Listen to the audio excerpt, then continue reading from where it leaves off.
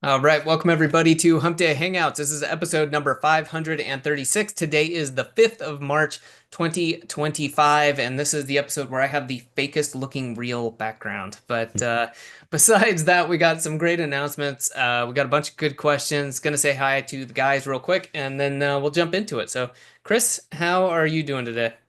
Doing good. Out in the woods, if you want to call it that way. But yeah, like other than that, pretty good. Nice. And Bradley, how about you, man? You hanging in there? Hanging in there. Best I can right now. Yes, sir. Fair I'm enough. good. Well, all right. I wanted to give a quick announcement to everybody. If you get Semantic Mastery emails, good. If you don't, you should, and you should go over to semanticmastery.com and get on the email list. But if you saw the email today, then you know that Console Spy is now live. That's consolespy.ai. So I will let you go over there and check it out, but just wanted to let you know a couple things about this. This is something we've been working on for a while.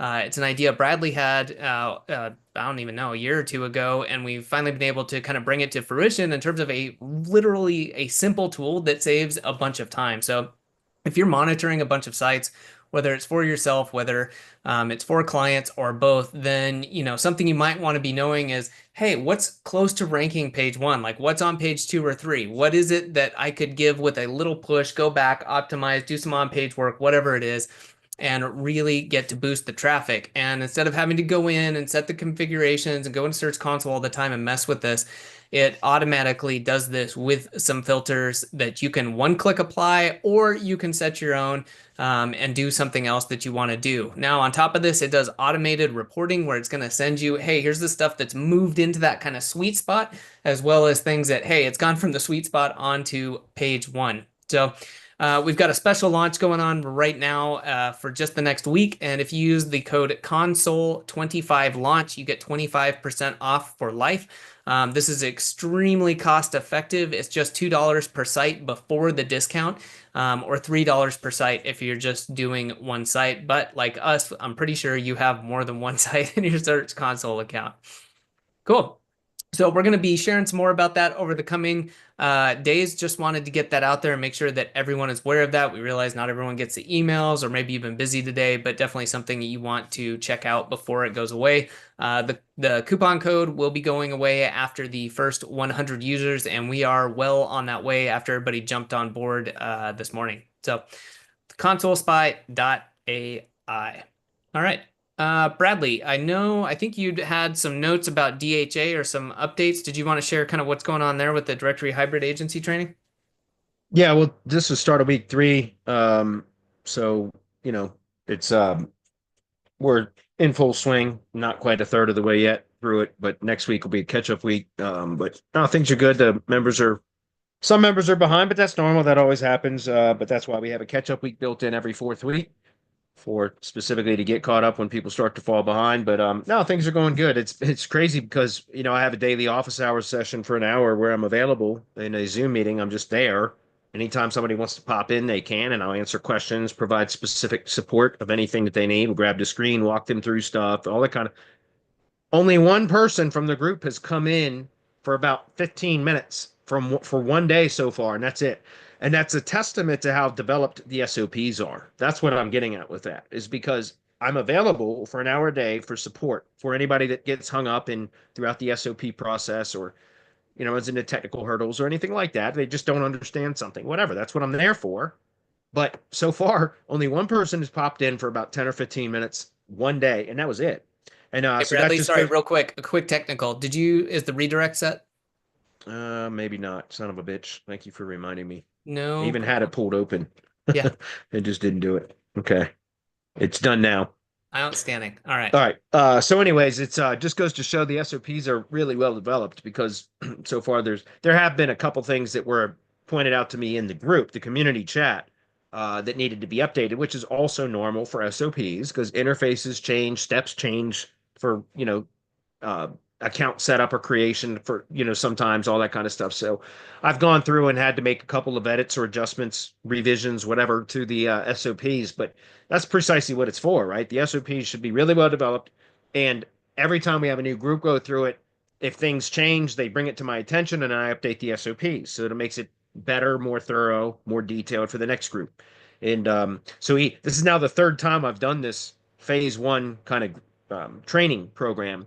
We had an alpha group, a beta group, and now this is the first public group.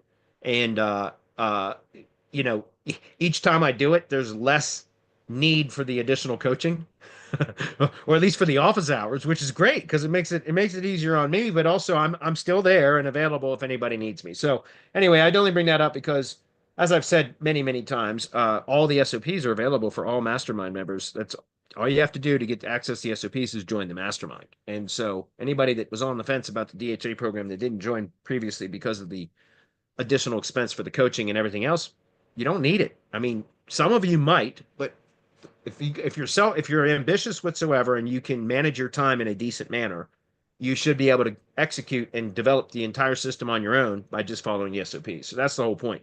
Just come check it out in the mastermind, get the SOPs, see if you like it. How about that? Awesome. Cool. Guys, anything else before we jump in? I think that was it. Hop into Nope, we questions. got quite a few, so let's go ahead and get into it, man. All right. And I'm tired of this damn COVID. I got COVID for the first time 7 days ago, and it has been kicking my ass, and I'm still sick. I'm hoping to get the hell out, hoping that this is done in the next couple of days. I'm tired of it.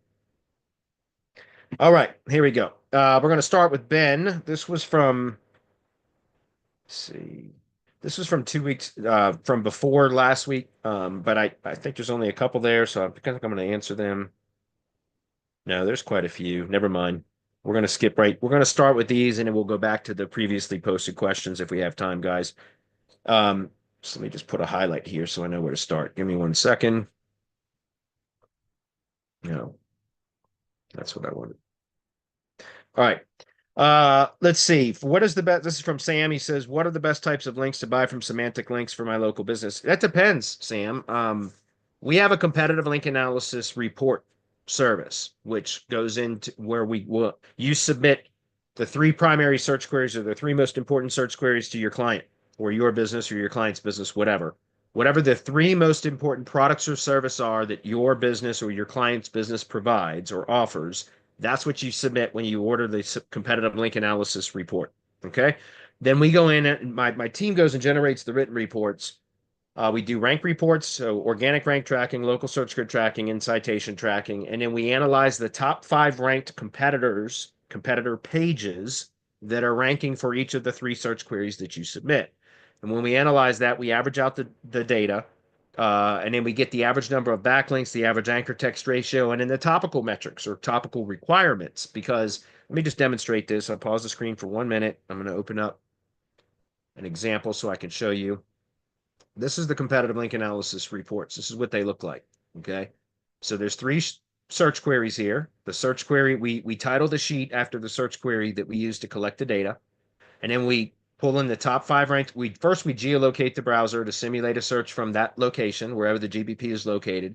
Then we go pull in the top 5 ranked pages. Remember, Google doesn't rank web pages for search queries, or excuse me, websites for Google doesn't rank websites for search queries. It ranks web pages, right? So what we want to start with are page level metrics for the top ranked competitors. We want to analyze all the backlink profile information to determine what the average number of links are. And then in local, we classify all anchor text into 1 of 5 anchor text categories. Brand/URL is what it sounds like. The brand name or the URL is the anchor. Miscellaneous, another term for that is generic. So that's like anchor text like click here, this post, learn more, website, etc. Empty/frame is an iframe, an embed, a redirect, or an image backlink without alternative text. A target anchor is a keyword anchor with a location modifier. And a topic anchor is a keyword-only anchor. So these are the only 2 keyword anchor types. These other 3 are non-keyword anchor text types. So you can't over-optimize for these 3. You can over-optimize for these 2. Does that make sense? And so once we classify the anchor text of the backlink profiles pointing to the ranking pages for that search query, we plug all that data into this sheet, and it gives us the average number of links and the average anchor text ratios for the top ranked performers for that search query. Then we repeat the process for the target assets. Typically, most projects aren't going to have an ID page in the first month, unless you're a student of Semantic Mastery, in which case they often do have an ID page. But 99% of the clients that come in, new clients that come in, aren't going to have that, but we'll build that in month 1. So we will analyze the homepage backlink, or not the homepage, whatever the page URLs that should be ranking for that search query. We're going to analyze the backlink profile there. Same process. We plug all that data in, and it gives us the number of links to that page and the anchor text ratio for that page URL. And then now we know now, and then like as far as the quantity-based metrics, we'll get to relevance metrics in a minute, but now we know that there's 12 links built to this page. The average number of links to the top ranked competitors for that search query is 51. So that means we have the capacity to build what, 39 links before we approach or exceed the average number of links. And we always try to stay at or below that number if possible. It's not always possible. Sometimes it's been exceeded by the time we take the campaign on. Sometimes we have to exceed that number in order to correct an anchor text ratio imbalance or a topical relevance imbalance. But in any case, this tells us now the quantity-based metrics, which is only quantity-based metrics. That's only a starting point.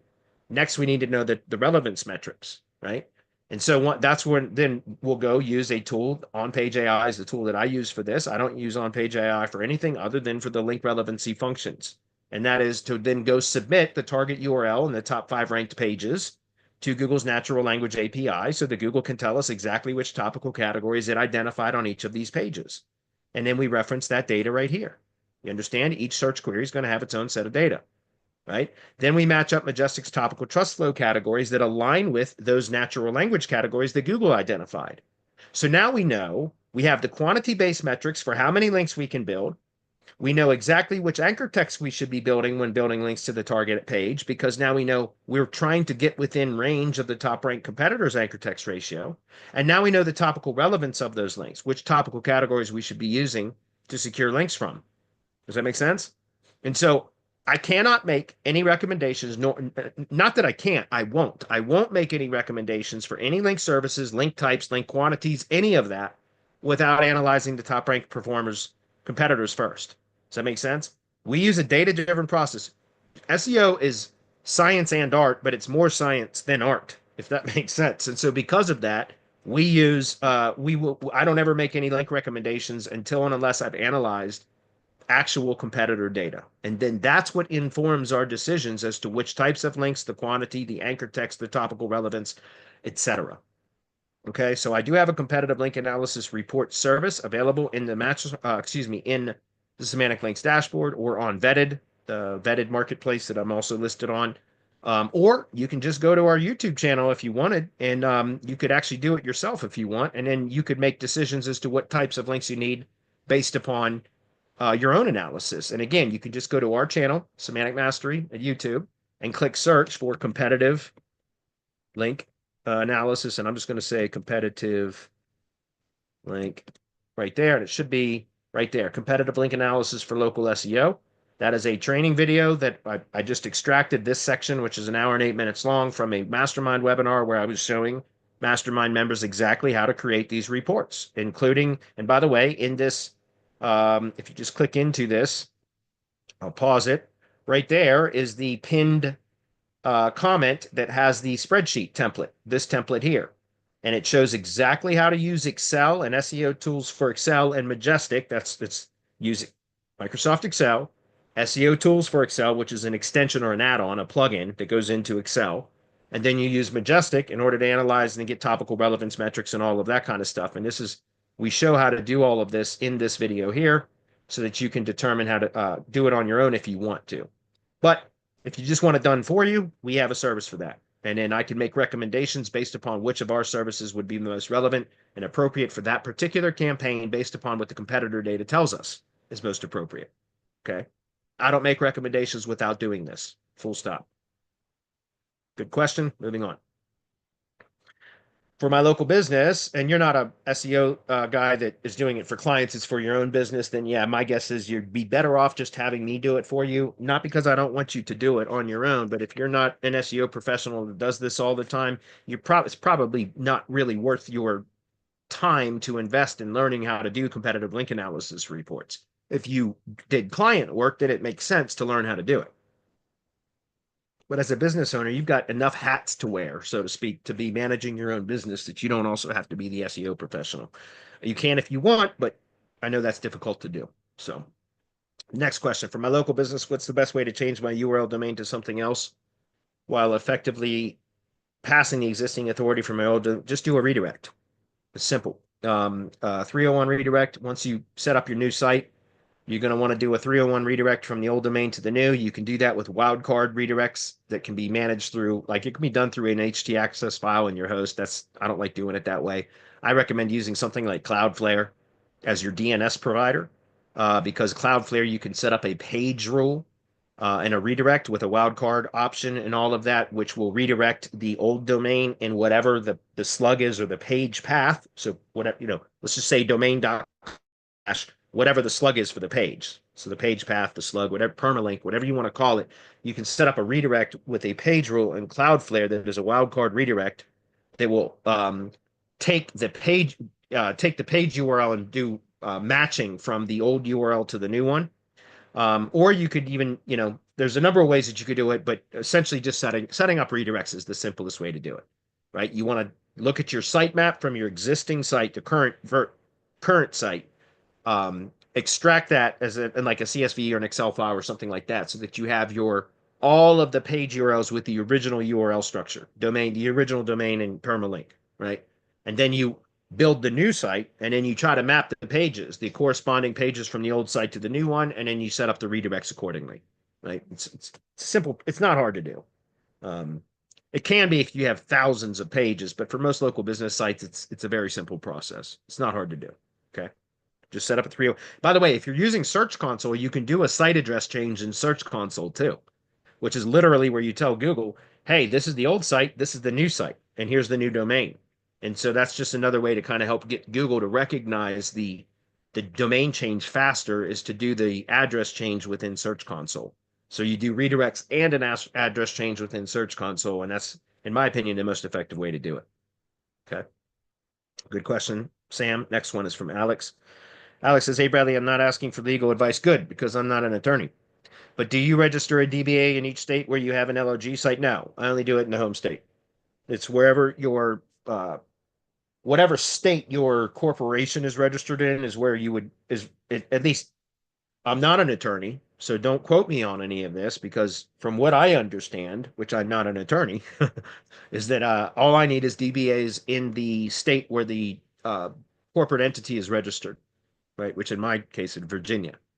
So as far as I know, that's the only time you need a DBA is registered within the state that your corporation is registered to. Okay. Also, should you get some kind of basic contractor insurance? So if the contractor screws up, you are protected if the homeowner tries to blame the LOG site. Well, if you take a look at let me see if I have this on I don't even remember if I have it on my Filing Pro site. I haven't, and if not, I should add it, and I don't have it on here.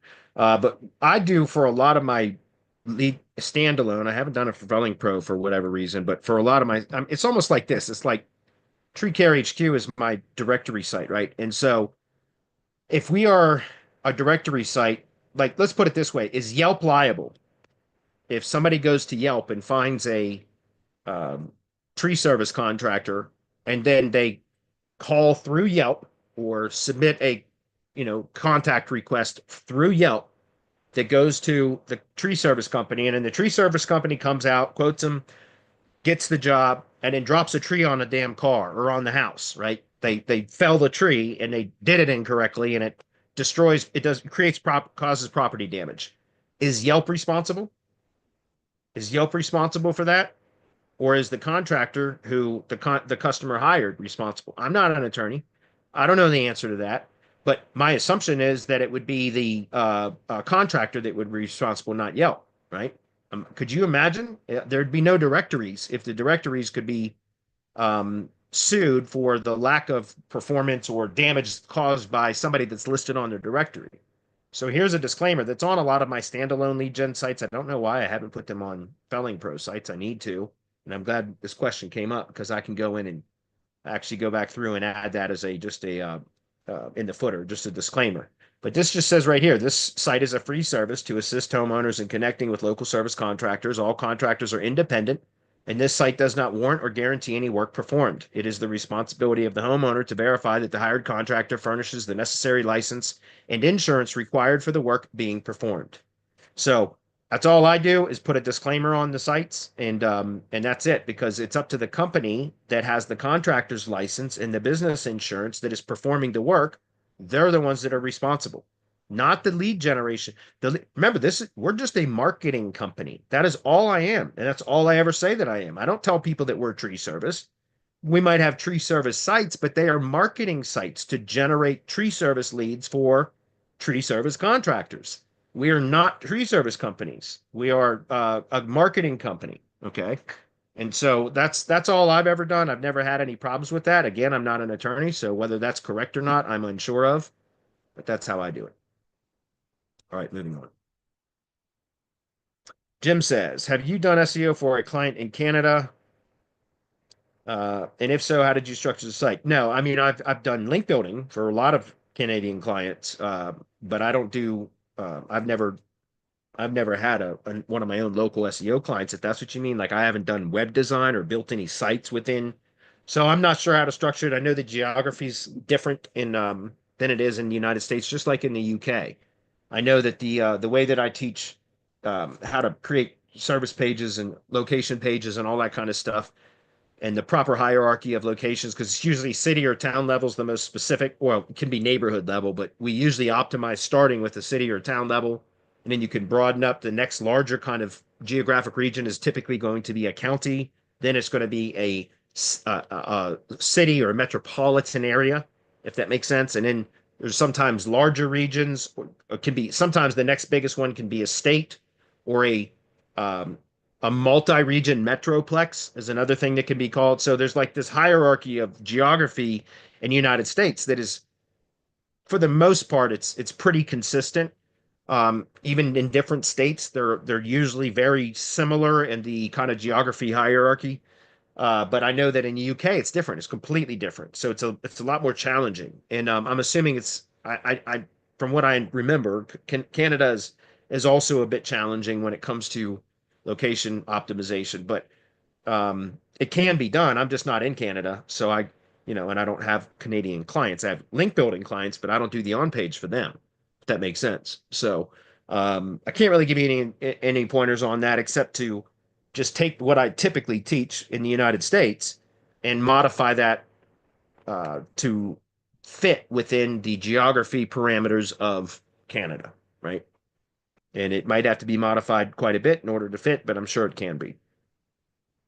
Again, I just look at the way that Google understands the geography based on how Wikipedia understands it, and that's typically how I optimize, and it works. It works phenomenally well. Uzaifa says, I was watching your on-page SEO video of yours when you had written tree services as a topic and category. However, now the term tree service is not a Wikipedia entity anymore, but an entity variant now and redirects to tree care. Yeah, no. Tree service is a category, not a topic. It's not an entity. It's a category. Okay. What do you think about these changes in Wikipedia and how do they influence your on-page SEO strategy? It doesn't, because tree service is still the Google business category. And yes, tree service is synonymous with tree care, and so is tree removal. I don't know what's going on with my mouse. My mouse is acting really funny. But let me just show you. Tree service is not a Wikipedia category, or excuse me, topic. It is a Google business category. Okay. And for like, I don't know what the hell is going on with my mouse. Is fucking acting really weird. Anyway, so for a long time there, before one of my mastermind members, Nolan, showed us show you what I'm talking about. Tree care Wikipedia. He showed us this, which I've shared with you guys on this Hump Day Hangout several times. If we go into a Wikipedia entity page, God damn it, I don't know what's going on with my mouse, but it's really acting weird. We click on tools, what links here, hide transclusions. Fuck. This is really irritating. And these are the other entity variants. I didn't even learn about that until sometime last year by one of my mastermind members, Nolan, that pointed that out, which was my favorite SEO tip of last year, was this. Something so simple, yet so profound. And so the way that I had kind of explained it before was that it was tree and service economics, right? To create tree service. And that is true. That also is relevant. It also works, but tree service is a Google business category. Tree care is the entity, right? Does that make sense? They're not the same. Tree maintenance is the top level category or topic term, excuse me, which is tree and maintenance combined.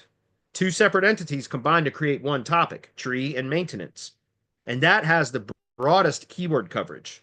In other words, optimizing a page for both the top level Google business category, which is tree service, and the top level topic term, which has the broadest keyword coverage, is tree maintenance. Which is why, again, if you go look at any of my Felling Pro sites, you'll see, and god damn it, this is driving me nuts. We'll just use this one as an example. How is this optimized? The SEO title, god damn it. Charlottesville Tree Service. So city, tree service, top level category, brand, right? Still a entity association statement. Location, service, brand. That's how this one is optimized. Then in the H1, we're targeting the top level topic term, right? SEO title, top level category term, or the primary category. As H1 is the top level topic term. That way we get the most keyword coverage we possibly can from this one page, because we're targeting the top level Google business category, the broadest Google business category that's relevant, and the broadest topic term, which has the most keyword coverage. So between the two, we're optimizing for categories and topics. Remember, categories is for maps search optimization. Topics is for organic search optimization. For local projects, we want to hit both. And so, again, I didn't discover that method about learning about all these entity variants until sometime last year. And so it didn't change anything, because I've already done the testing and proven that this configuration works in the tree service industry. Okay, good question. I'm going to have to start using my mouse pad on my laptop because this fucking mouse is just being stupid. So we'll retire it for right now. All right, next question. Is building entity assets on Web 2 platforms a spammy practice? No. No. Building entity assets on Web 2, you mean like branded assets, brand extensions? No, that's a common practice, and it's normal. Why wouldn't a company want to get listed? And that is precisely what Brand Expander is about, guys. I'm telling you, it works incredibly well. People don't think that that's a valid strategy. It is. You build brand authority by getting the company listed on as many platforms, and it's not just the quantity, it's also the quality of that profile. Like, that's why we teach in Brand Expander. It's not that we're doing a high quantity of them, we're doing high quality profile development. Like, in other words, we create profiles on various platforms, and it shows people that our trainer Essie, who manages that program for us, she teaches every other week when she does an update webinar a property or two, where she goes and shows, here's how you create a profile, here's how you optimize it, here's how you interlink it, etc. That's over time. If you could do that consistently, you build a massive amount of brand authority to a specific location. That's the whole point. It's a way to improve branded location authority, if that's clear. And it's very, very powerful when done properly.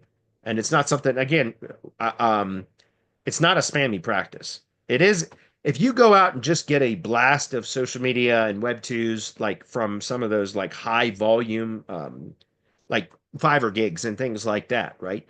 Where they'll give you 300 Web 2.0s, and they're optimized very terribly, like in social profile links and all that kind of stuff. Like, those are typically done very poorly, and those just they're ignored. Like, Google doesn't even pay attention to those. That's why you don't see those types of links, at least in Majestic backlink analysis. You do in some of the other ones like SEMrush and Ahrefs, where they show literally everything. Majestic has its own filter. That's what they call the historic index and the fresh index. And the fresh index is only looking at links that have some measurable value. And so it will omit from the backlink reports a lot of links that Majestic has deemed are worthless or useless, low quality. And so that's why you don't see a lot of those types of Web 2 links in backlink profiles. And until and unless you start to build some authority to those profiles, which is why I recommend that you focus on a lower volume, but much higher quality profile development. Like, in other words, fully build them out, brand them properly, add a decent business description, and interlink with other branded and supporting assets. Because, and then building links to them is critically important too, to get Google to pay attention to them, which is, again, I've talked about this many times on the Hump Day Hangouts, but you guys can just add the profile URLs to a G Sheet that gets embedded into the ID page and use your ID page as the link building target so that you can build a lot of links and link authority and relevance into the ID page, which then will distribute out across all of the sites that are referenced within the ID page.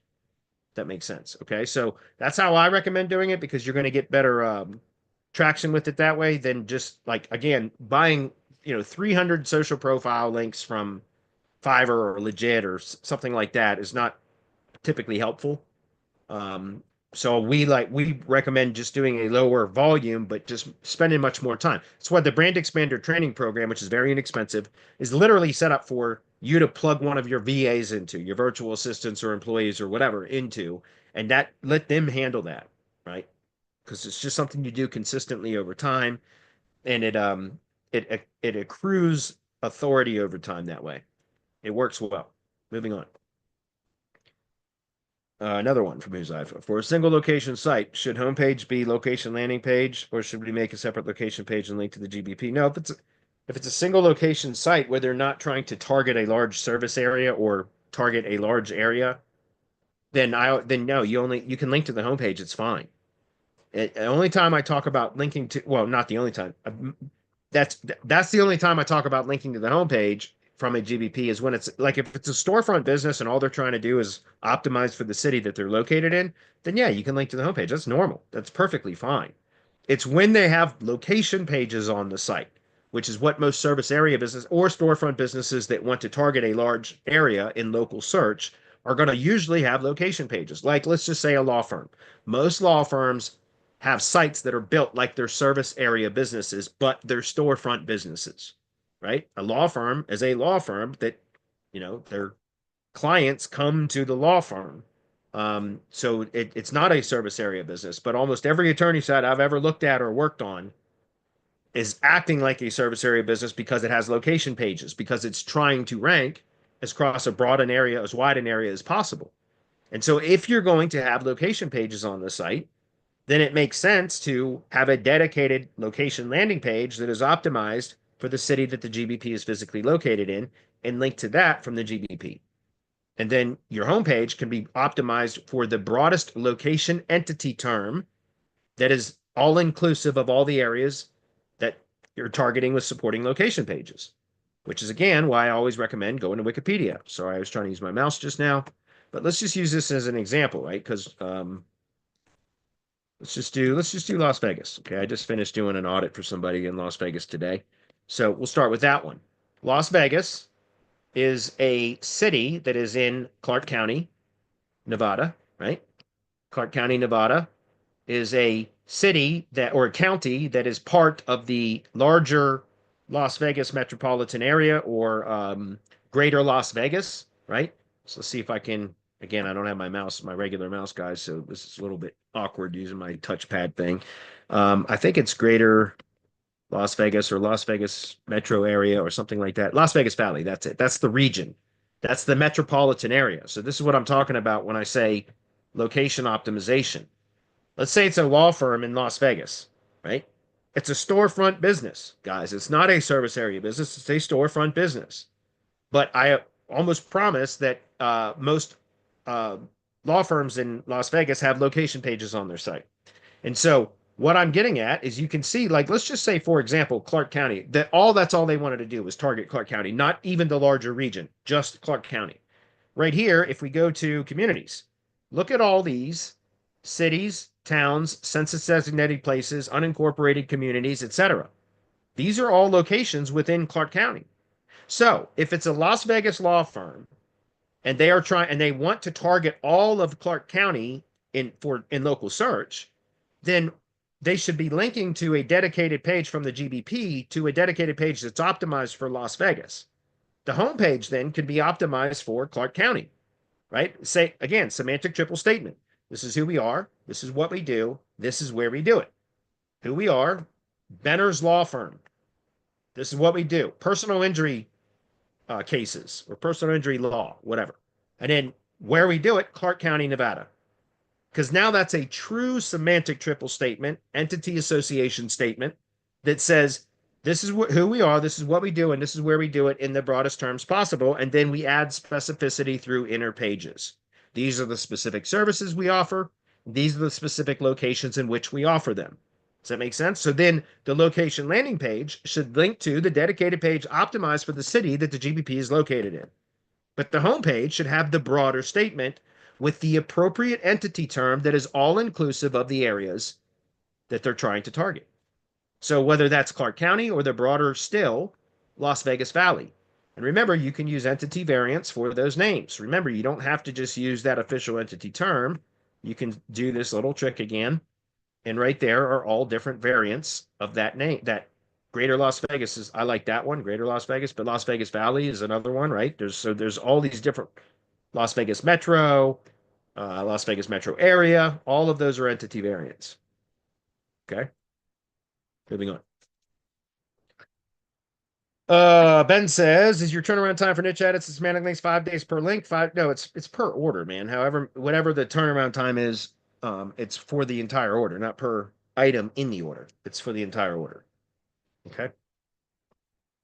Yeah, whatever the turnaround time says in the order page, that's the turnaround time for the entire order, not one link at a time. George says, ChatGPT now wants to be your default search tool. Google has billions at stake. What does Swamy Benners crystal ball? Excuse me. COVID cough. Actually, it hasn't been much of a respiratory illness for me.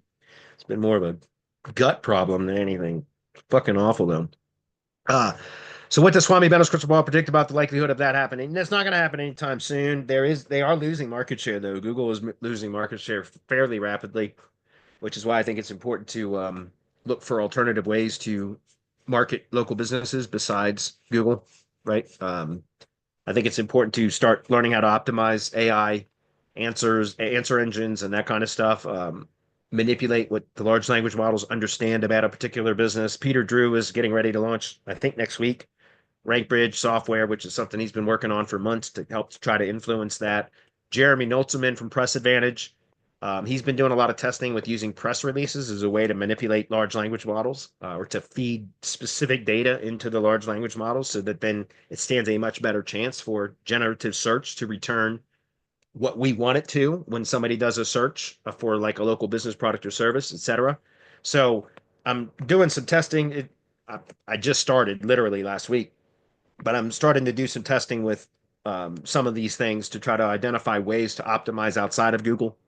I still think it's important to optimize for Google. I think Google Ads still is going to be something that we should be doing more of for local businesses. I started trying to get better with Google Ads a few weeks ago, but then I got caught up with AI stuff instead, and I've been focusing more on the AI stuff now instead of Google Ads. And I think that's going to be required for us to remain relevant as local marketers. We have to get away from just doing SEO and Google and start finding alternative ways to also market it, that especially using these chat bots and AI chats, etc. So be on the lookout for that. I'm going to be getting access to Peter Drew's RankBridge software as soon as it's available. And I'm going to put it through some serious testing to see what I can do with it. And I'll share some information about what I've discovered when it's appropriate. Right now, it's not, because I haven't even tested it yet. Will Gemini find a way to keep Google's stranglehold on searches alive? I don't know. I honestly don't.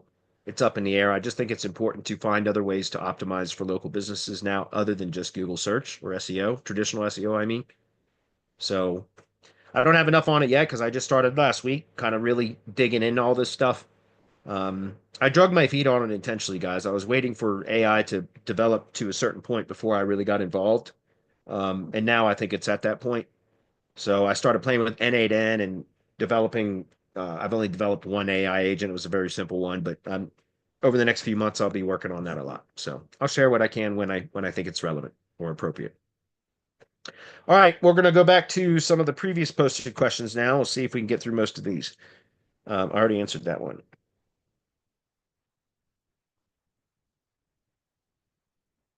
Okay, James says, what do you think about the new update where Google is only letting you keep one asset in the SERP? It can either be a GMB or a landing page. Google will automatically decrease the ranking of the second asset. I guess that hasn't rolled out entirely yet because I still see a lot of my stuff that is ranking for tree service stuff with both top, maps rank. God damn it, that's not what I wanted. Maps ranking and organic ranking both on the same page. So let's just see if we can find an example.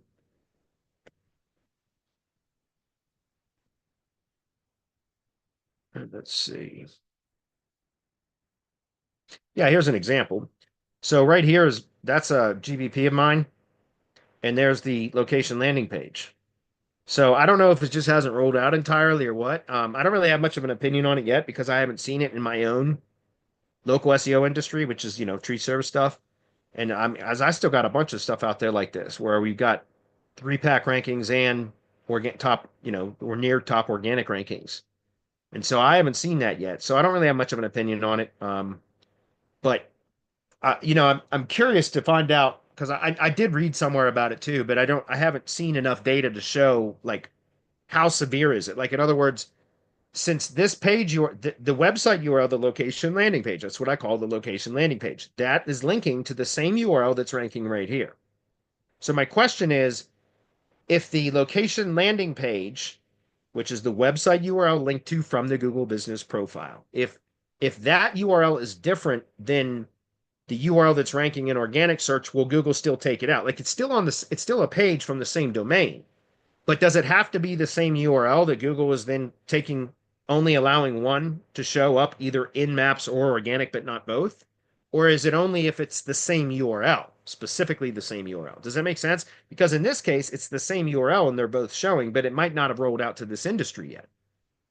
I don't know. So my question is, does anybody have enough data to know when Google says it's only going to display one, is it when the location landing page URL is the same URL that would also be ranking in organic?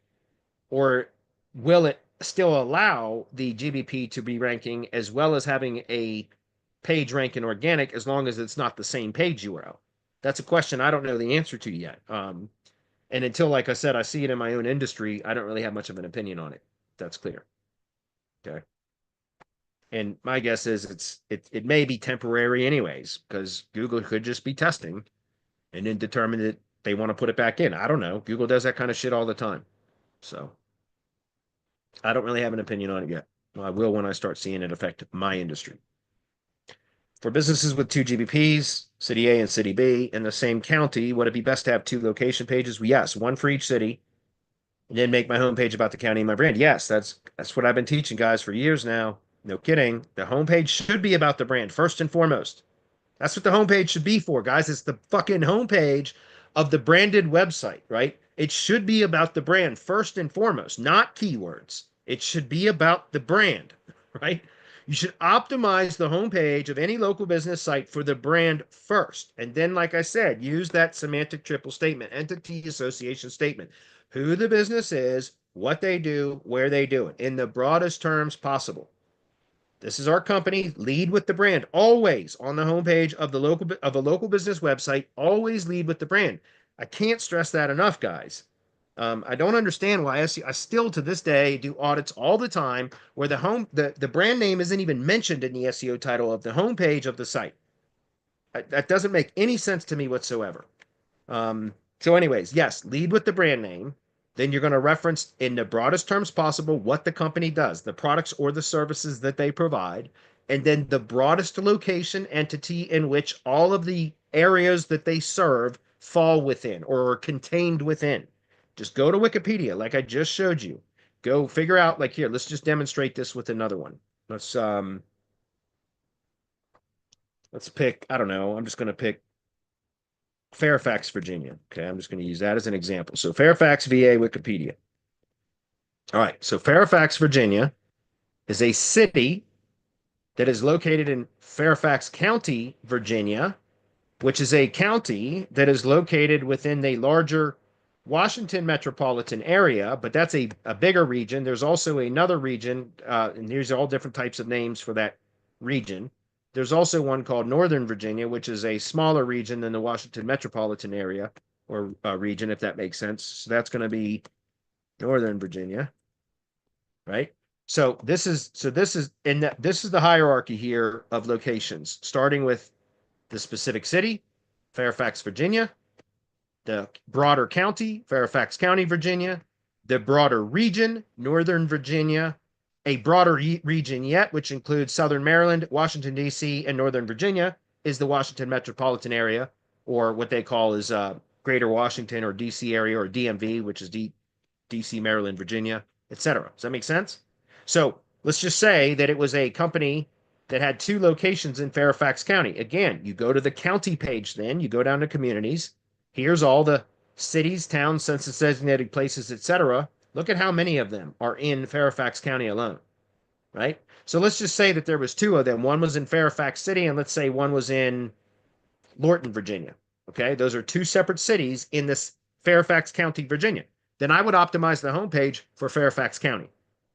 Now, if they went to another county that's also part of the Northern Virginia region, right? That's the Northern Virginia region. That's a very broad region. Let's get rid of that one.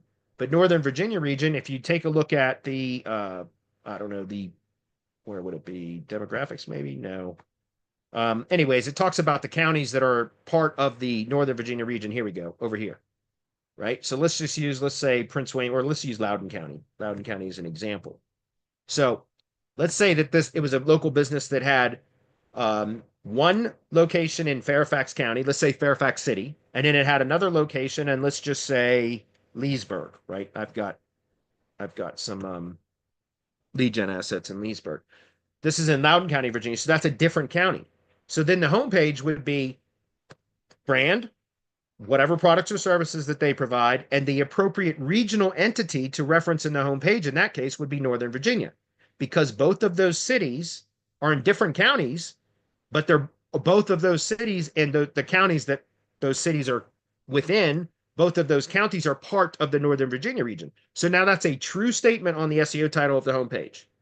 This is the company, this is what we do, and this is the region in which we provide our products or services. That's a true semantic triple entity association statement, which is what you want to do. Okay. Hopefully that's clear. Moving on. 12 more minutes. I feel like shit, just so everybody knows. I've been sick for 7 days and I'm tired of it. All right, next one. David says, would love to hear what location related information, parks, POIs, etc. beyond on a location page and ways to ferret out said info. Checklist of items would be super helpful. Yeah, sure. David, come join the mastermind. And all of that is available as part of our SOPs. Okay. So yeah, you'd love to get all that checklist and everything else. Come join the mastermind, and it's in the SOPs. All of that is already available. Okay. I'm just not giving that away freely. I'll talk about it here, but the resources are for paying members. All right. Most of them anyway. As far as how do you get parks, points of interest, etc., we just go do a search for it. Like, and again, it's covered in the mastermind, but you can go to just do a Google search. Like we just looked at Fairfax, Virginia, right? So let's just say things to do in Fairfax, Virginia, right? Very simple. Right there. There's a carousel that kind of pops open right here that you can click on. And right there, top sites are things to do within Fairfax, Virginia, right? So that's all I do is I try to identify. Now you can go in and do it in maps too, by the way, because then you can determine from looking at the map where the point of interest is in relation to where the GBP is located, or whatever city it is you're optimizing for. It doesn't have to be that the location is there. Maybe you're just optimizing for an adjacent city or something like that. Then you can identify by doing it in maps where the point of interest is in physical proximity to the location that you're optimizing for, right? And then as far as hot linking images and all that kind of stuff, it's super simple. Excuse me. Like let's look at Great Falls Park, for example, right? We want to open that up in maps. So let me just do this. I'm sorry. Just go ahead and grab. I'll just do it here. Great Falls Park.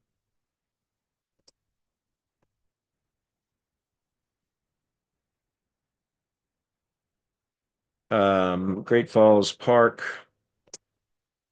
Where was that located? Old Dominion Drive, McLean. Okay, so that was it. All right, so this right there, guys, right there, right click on the image, open image in new tab. There's your hot link URL right there. That's it. You can use that as a hot linked image, an embeddable image, just right there. Just right click, open image in new tab, or copy image address, either one, and there's your URL. That's how you hot link an image. It's an embedded image, right? It's very, very simple. All of that is covered in SOPs, guys, in the mastermind. So I'm not going to give away the farm here. It's already available in the mastermind. Moving on. And that's all we do, guys. It's just look, it does bear testing to some testing is needed to determine if we can remove those points of data now, points of interest data points, and see if it still performs as well. Because I think you can accomplish that with schema. I've not done the testing. I haven't had the bandwidth recently to do that. That's something I do have on my list to test, though, is to remove the points of interest from the public facing side of the page and just instead insert them in schema and see if we can still achieve the same results. I don't know if it's going to perform any better or worse. I haven't tested it yet. It does need testing though, because I know that sometimes clients don't want to see points of interest on their page, and I get it. It's an SEO tactic. So if we can accomplish that without publicly displaying that information, then that would be better. I just haven't had the time to test that yet. But I've encouraged mastermind members and all of you guys listening today to do the same thing. Test it. See if you can achieve similar ranking performance without having those points of interest publicly displayed, but instead in the schema code. Okay. All right, moving on. KB says, when creating service location pages, do they have to be nested in the header menu under service locations so that they can be standalone pages that have good interlinking so Google doesn't see them as orphaned pages? As long as there's internal links to them, then that should be fine. Yeah, I mean, it doesn't have to be in a navigation menu, but I would at least have a service area or locations page then that would be a directory of the location pages on the site. It doesn't have to be part of the URL or the silo structure. In other words, it could be a standalone navigational page that just says service areas or locations. And then when somebody clicks into that page, it's just a list of links to the page. And you could separate it. You could have it like with H2 by counties, right? Like in other words, the page could be structured well to where it has proper use of headings and subheadings, etc., that then internally link to the pages.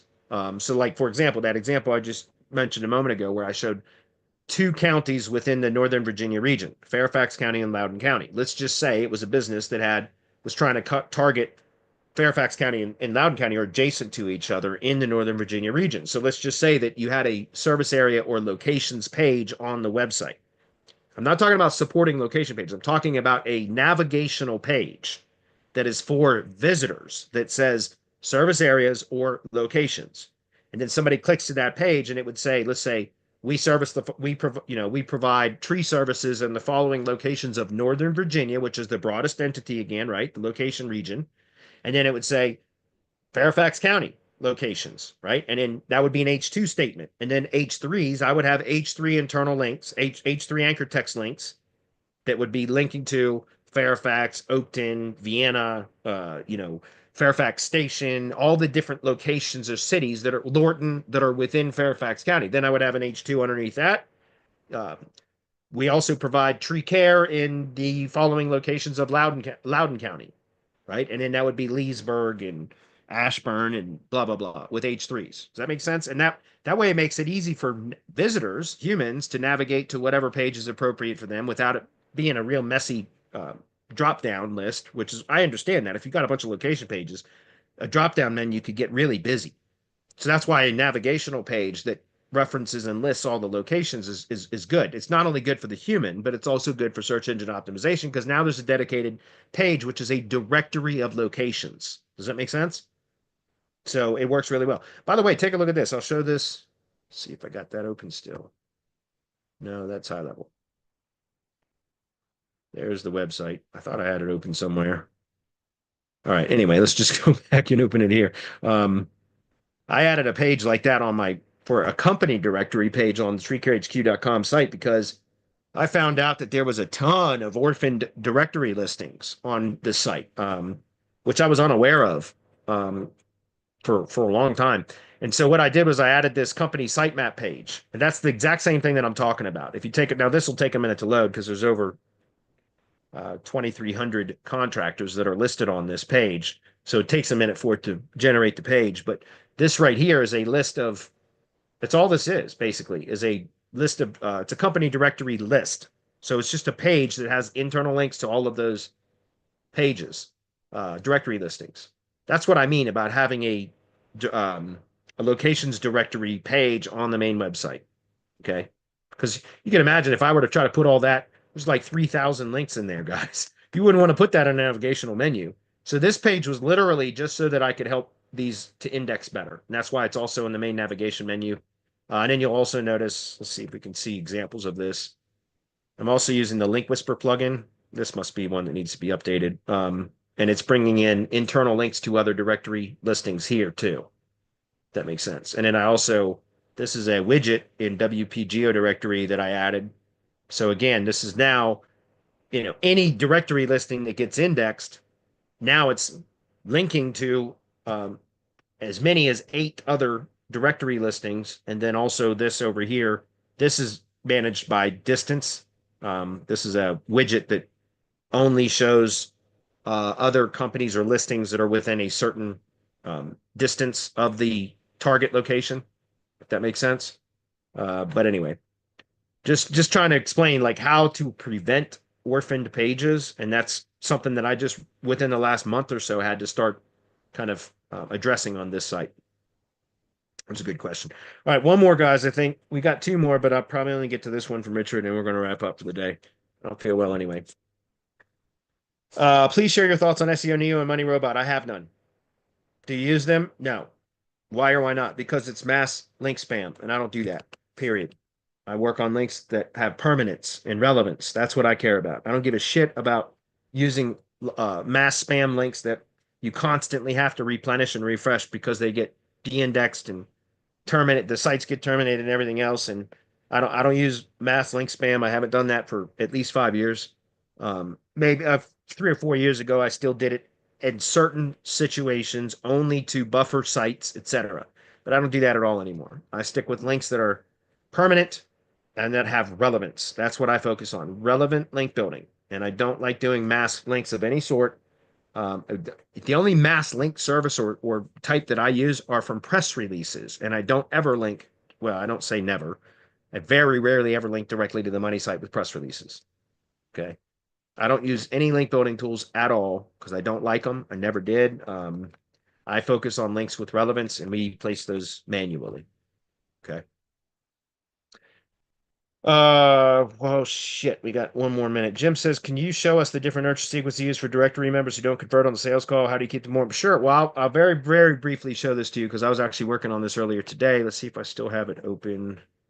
1 second. I got one of the sequences open. I'll open up the other one too. Give me 1 second. And then we're going to wrap up, I promise. I'm just going to give a brief overview of this. So here's the front end offer email sequences. Okay. I've got, here's an example of the LLG site offer. I kept all my prompts so that I can provide those to DHA members as well. I'm not sharing that here, guys, just to be clear. But these prompts were done. I used Grok to draft these. But see, right there is the, well, that's not the prompts. This is the output. But here's an example. Each one of these are 5 email sequences. That's right. We have 3 front end offers that we pitch or promote as part of the DHA program. LLG websites are local lead generation websites, Google Business Basic SEO, and review generation and management, which is also database or list reactivation. Is included in that too. That can be part of that same service. So each of these are, depending on what was determined was the most relevant to the contact when we're on the call, the sales call, which is the listing delivery call, which is also the start of the sales conversation. In that conversation is when I address, bring it to their attention as to what we identified were the most pressing needs for their digital presence. Sometimes it's more than one of these. Many times it's more than one of these. But in any case, whichever one we determined it was, I'm going to mention it to them on the call. I don't typically try to close them on the call, And then we get off the call and then I immediately plug them into one of these sequences. Each one of these is a 5 email sequence. Like I was working on the Google Business. Now that's my Answer Connect lead script. See if it's this one. Yeah, this is it. I was working on this one this morning, putting it in high level. And so this one is for Google Business Basic SEO sequence. And then we have the other one for review management. And that's it. It just goes in and then here's the, see if I got, yeah, the workflow is open right here. You can see it's every other day. We'll send out the email. And these are all template emails. So for example, if you guys know, you go, look, I'll just show you. If we go into email one, all I do is go into marketing, snippets, add new email snippet, and then we have the snippets there. So all you have to do is select that snippet from the snippet, and it automatically includes all that with all the short codes and everything else. And let's see, is Google hiding your tree service? Let's see if I can. Is Google hiding? I was just testing it earlier because I was adding it to the. I know we got to go, guys. Just give me 1 second. Yeah, so this was just sent out, yeah, this morning at 8 a.m. because I was working on it this morning. And so this is what it looks like when it's sent, right? And so that's all we do is, and these are all, you can see the automations on these are driven by tags. God damn it, where'd it go? So the trigger here, let me close that. Whoops, let me do that. How do I get it back? God damn it. I don't even see where the zoom is now. Anyway, the trigger is a contact tag added. Google Business SEO. There it is. I see it. Google Business GB SEO offer. The trigger for the LLG site offer is LLG site offer, etc. So that's essentially what we do. It's a 5 email sequence every other day. And as soon as we get off the call, I plug them in. And there's a wait step in it for the first. God damn it. Right there. Wait 1 day. So after the call, I immediately tag them with whichever one was the most pressing, the one that they had the biggest need for. And then a day later, it starts to send the email out. And it's just saying, hey, this is something we addressed on the call yesterday. And then here's why this is important. And it's just 5 emails. And we really kind of pitch the last 2 emails is where we make the offer again with some incentive. Like sign up by the end of this week and we'll waive the setup fee, or we'll throw in a review commercial, rep video, or something like that. Okay. All right. Anyways, guys, thanks for everybody sticking around. We're going to wrap up for the day. Awesome.